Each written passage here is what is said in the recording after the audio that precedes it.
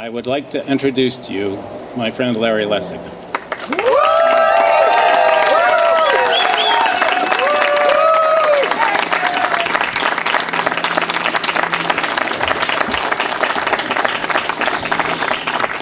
Boy, this is incredible fun. I can't tell you how grateful I am to all of my friends and my family for coming out today. I'm going to say to my 3 young children, there's a bench out of the sun you're allowed to sit on if you'd like. So 7,303 days ago, 2 men, Bill Clinton and Newt Gingrich, the most powerful political figures in America at the time, held a town hall meeting right here, right behind this building, trying to find common ground to govern the nation. They didn't have cell phones back then, so they didn't have all the opportunities we had, but what they faced was a government that was divided because the Republicans, for the first time in 40 years, had won the House, and the president was trying to figure out how he was actually going to be able to govern. And after they gave these opening remarks, a man named Frank McConnell raised his hand and asked the first question. And what he asked the president and the speaker was whether they would agree to a blue ribbon commission to study the problem of campaign finance and lobbying reform. The president said, "In a heartbeat, I accept." And the Speaker of the House said, "Let's shake hands." And they stood and they shook hands and promised this community and the nation that they would work hard together to address what people even then had called the cancer on America. Now, because this is New Hampshire, of all the things they talked about, that issue, campaign finance, was the one issue that they built a plaque in the front of this building to memorialize the fact that here on June 11th, 1995, that agreement was made. But because the president and the speaker came from Washington, all of the things that they discussed 7,303 days ago, campaign finance reform, that issue was quickly forgotten. We are here, 7,303 days later, after that bipartisan promise to pick up where those politicians left off. We are here to answer Frank McConnell's question, not with a handshake, but with a movement. Because in the 7,303 days since Frank asked his question, things have only gotten worse in Washington, which means things have only gotten worse for America. Those were the good old days, when it was still possible to imagine government actually doing something. But those days are gone today. Today, the cancer that Bill Clinton and Newt Gingrich were talking about has spread.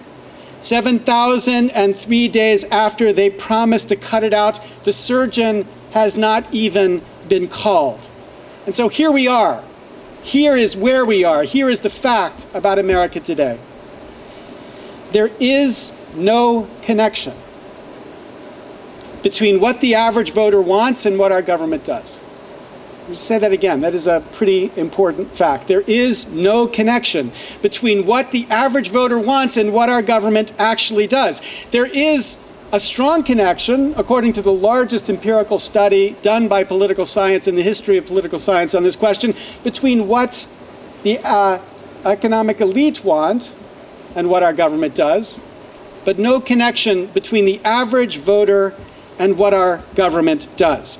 In a representative democracy, the core idea of a representative democracy has been lost. So while many Americans believe we need to do better in protecting America from people who get access to guns who shouldn't have access to guns, after Sandy Hook, where 27 people were murdered, including 20 children murdered, when 89% of America, 84% of gun owners said they believed there should be background checks, better background checks, Congress did nothing. 3/4 of America believe that global warming is happening, yet in the decades since America first came to recognize this issue in a big public way, Congress has done nothing. We are burdening our children with endless debt, but rather than paying for what we buy, politicians pander to the rich to keep their taxes low. Indeed, some of the richest Americans, hedge fund managers, actually pay the lowest tax rate of anyone. Yet despite that fact, Gallup reports that in the last 20 years, there has not been a single poll that has found more than a third of America who believe that the taxes on the upper income in America are, quote, fair. Congress has done nothing on every issue that matters to America. Congress doesn't listen to America. On every issue that matters to America, Congress listens to the funders of their campaigns. America's government has been bought, not by us, not by the American people. America's government has been bought by the cronies and special interest. America's government has been bought not by those who care about America, but by those who want to use our government to get rich. Now, I'm all for success in America. The promise of getting rich by creating and innovating drives the American spirit. I know this because my dad was an entrepreneur, and I saw how it drove him. But entrepreneurs succeed by working harder, by competing better, by creating more. They succeed by innovating, not by hiring lobbyists to get a special tax favor, not by paying congressmen to get a special subsidy, not by begging Congress for corporate welfare, but by making money the old-fashioned way, by earning it. Yet today, 7,303 days after the Clinton-Gingrich patch, for many Americans, for way too many in this economy, that's not how wealth is made. For way too many, wealth is made through the power of a lobbyist. For too many, wealth is secured through the special favors of government. For way too many special interests in America, the way they succeed is to get the government to favor them against others, against those who don't hire the lobbyist. The America we live in today would have been unrecognizable even just 20 years ago. 400 families have given half the money in this election cycle so far. That's not American democracy. That's a banana republic democracy. We have a Congress that is dependent on the tiniest fraction of the 1% to fund their campaigns, a Congress that bends over backwards to keep those funders happy, a Congress that is not free to lead because it is bound to its funders, a Congress that has been corrupted by the system they have allowed to evolve for funding their campaigns. This is not a democracy anymore. In no sense of the word is it a representative democracy anymore. The basic commitment of a government dependent on the people, which Madison promised meant not the rich more than the poor, has been betrayed by these politicians. And it is time that we, citizens, not politicians, fight to get it back. My name is Larry Lessig. I am a father, as you can see, and a husband, and a teacher, and a sometimes lawyer. And with the support of my incredible family, my wife, Bettina Neuefeind, and my 3 children, Willem, Theo, and Tess, I am here at the place where Bill Clinton made his promise with Newt Gingrich to the American people. I am here to announce my candidacy for the president. Woo!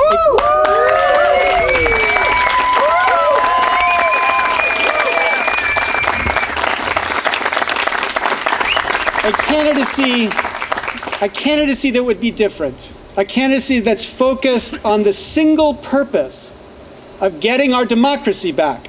A candidacy makes a single promise, that I will rally America to build a mandate strong enough to force that Congress to give us a democracy, a mandate so clear that even that Congress could understand it. And after they pass that mandate and start us down the road to a democracy, I would step aside. We will get one change, the fundamental change that will make every other change possible on day one. And then the next great president, whether that's Hillary or Bernie or someone else, will finally have a chance to lead. And after 8,000 citizens raised more than $1 million in less than a month, I will make you this promise. I will give every ounce of my energy and my soul to wage a campaign that will rally America, not just Democrats or Republicans, but all citizens, to this fundamental American idea that in a democracy, all have the right to be equal citizens. Not because that's a pretty idea, not because campaigns should be fought for moral notions alone, but because the only way we can restore this democracy is if we restore this fundamental principle. Only if we do this do we have a chance to solve the problems that hold America back. My friends Tom Mann and Norm Ornstein write that this country, quote, is squandering its economic future and putting itself at risk because of an inability to govern effectively. We cannot afford that waste anymore. And this campaign, my campaign, our campaign, will be the first in the history of America since the Revolution committed exclusively to the idea of establishing a representative democracy. The first campaign to put all of its chips on this single fundamental purpose, to get us a democracy finally. Now that's...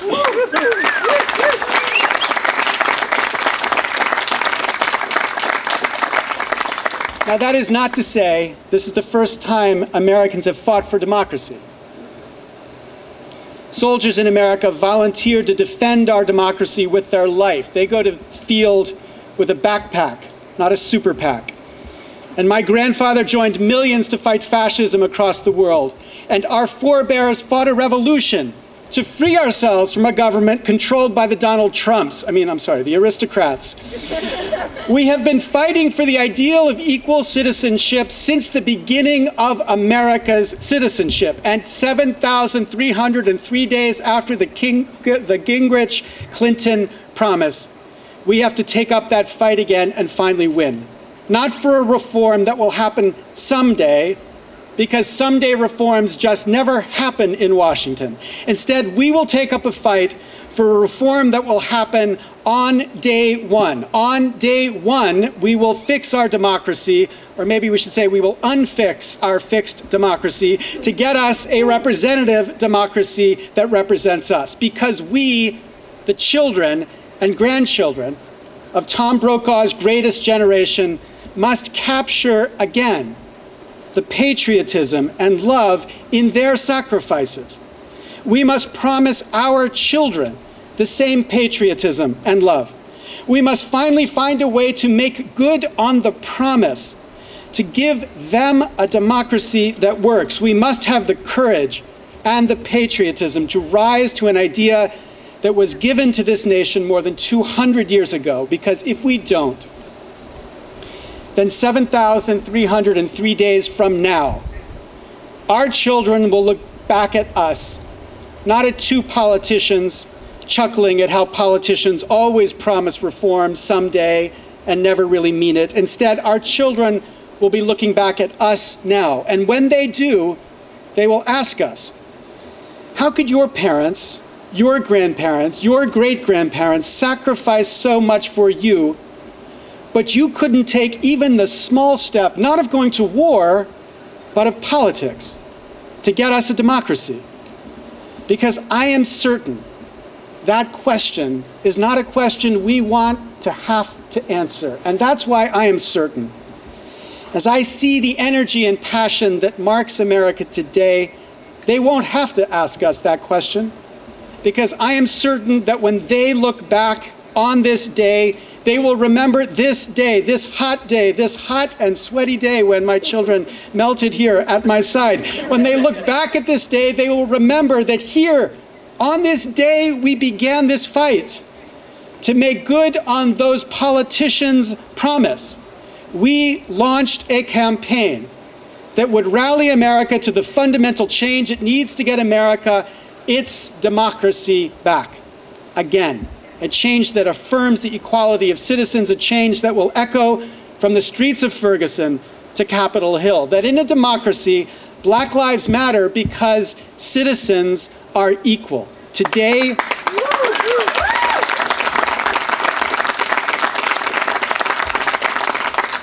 we launch a campaign that will make it possible for all of America to be great. Not just Silicon Valley or Hollywood, not just Nashville or Broadway, not just the Heartland or the White Mountains, but even Washington, D.C. Today, we have launched a campaign to give us a government we can be proud of again, because the corruption that calls itself Congress is killing America's dream. So join me today in a fight, not to defeat any Democrat, but to defend the fundamental ideal of a democracy. Help us fix that democracy. First, by building with us a campaign that rallies the most creative Americans against the greatest threat to America. Not terrorists living in caves, but the citizens convinced that there is no democracy here anymore. The citizens who have given up.